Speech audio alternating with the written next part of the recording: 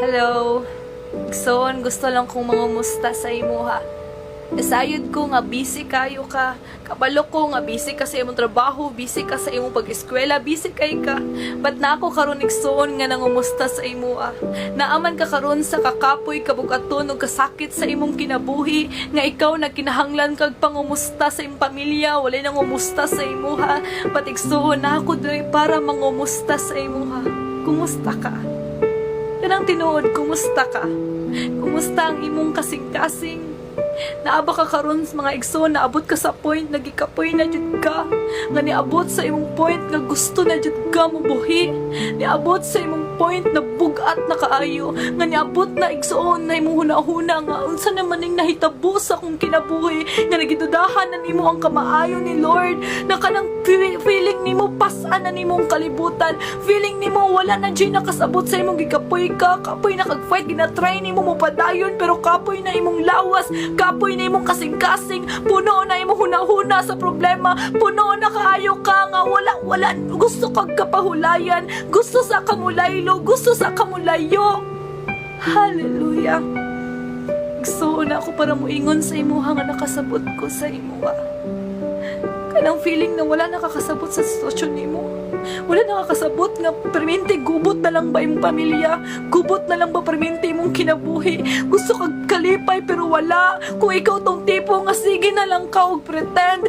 Tanaw sa tao sa imuha nga strong kay ka. Tanaw sa tao sa imo nga uy okay kay ba malipayon kay ka pero deep inside sa imong kasing-kasing sige kag hilak.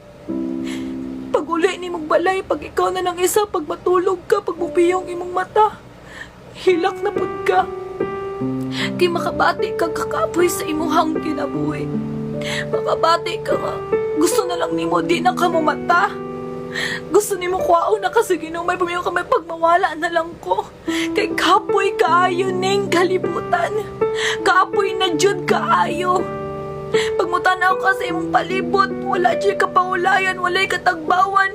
Gitistingan na nimo mag-inom, gitistingan na nimo ang kalibutanong butang, gitistingan na nimo tanang bisyo, gitistingan na nimo tanan mulaag ka pero matingala ka kulang gihapon, matingala ka kapoy gihapon, matingala ka unsa man jud ning kinabuhi hangtod daghang kay question, hangtod makauna-una ka nga mag-suicide ka.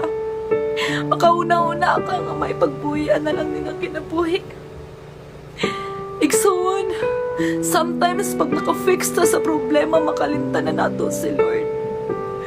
Naaylay si Satan nga makaingon ta nga, dili tinuod si Lord. Dili na natong mailan natong kaugalingon diya sa Ginoo nga makaingon ta. Wala ko'y pulos, wala ko'y kwenta. Ipabati karon sa Ginoo sa akong kasing-kasing igsoon ang inyong nabati.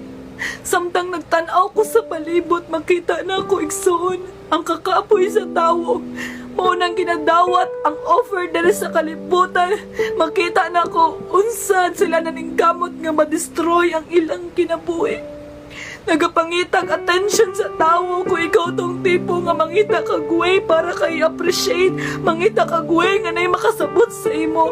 Ginatry nimo mag-share og problema sa imong pamilya pero ikaw pa i-judge, ikaw hinuon imbes i-lift up ka, gina-down hinuon ka, ginalibak hinuon ka. Lahi ang tanaw sa imo ug na ako musulti sa imo nga nabati tika. Na ako musulti sa imo Igsoon kabalo kong alisod na kaayo ni gunitan, but please gunita ang imong pagtuo.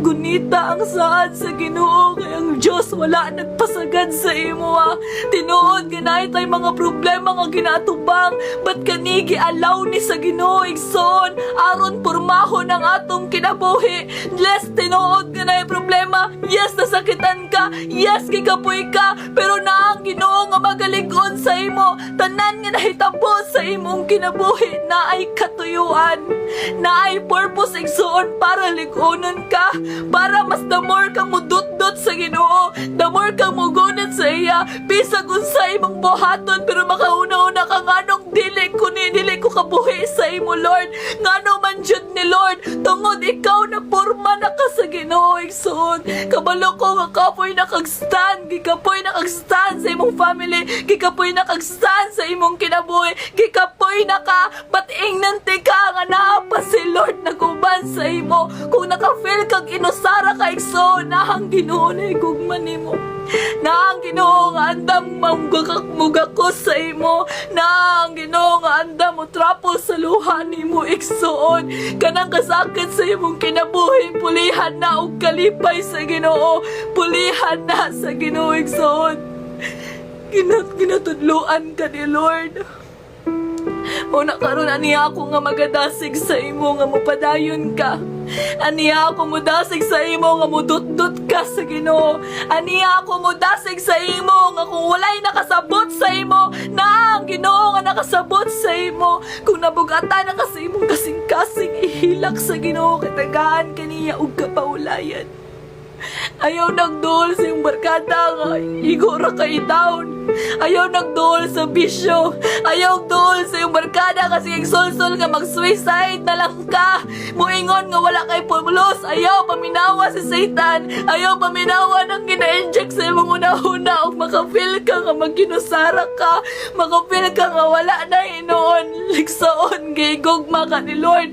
Bililon ka tubangan sa Ginoo. That's why don't commit suicide. Ayaw buhat ang suicide. Ayaw igsoon. Kung nakay kabugaton, ayaw share sa Facebook. I-share diretso sa Ginoo. Ang Ginoo nakasabot sa imo igsoon. Muna igsoon, maglig-on ka ni Lord. Maglig-on ka sa Ginoo ka na igugma siya sa imo. Padayon sa pagstand sa imong family. Kay kanang imong gistan karon makita nimo ang kadaugan nga buhaton ni Lord.